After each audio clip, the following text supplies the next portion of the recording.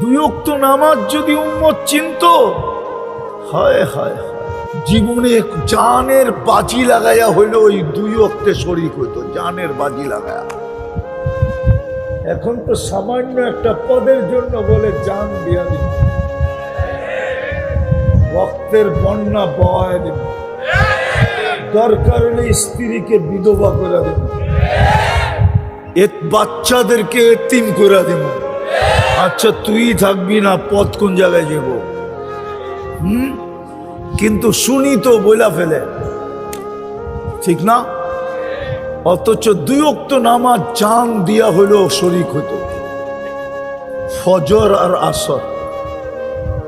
আল্লাহ রসুল বলেন, মান সাল্লাল বারদাইন দাখালাল জান্নাহ। ফজর আর আসর যে পড়ল সিধা জান্নাত। এই দুই ওয়াক্তের নামাজ হলো জান্নাতের গ্যারান্টি, জান্নাতের টিকেট, জান্নাতের পাসপোর্ট। এই দুই ওয়াক্ত নামাজ হলো জান্নাতের গ্যারান্টি। আর ফজরটা আরো একটা যুক্ত হবে, ইন্না কুরআন আল ফজরি কানা মাশহুদা।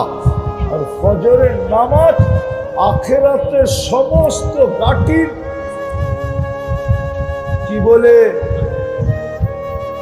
গানম্যান, সিকিউরিটি চতুর্দিকে থাকবে আপনার, যা সামনের থেকে আসবে ফজরের নামাজ সব কিছু প্রতিরোধ করবে, প্রতিবাদ করবে।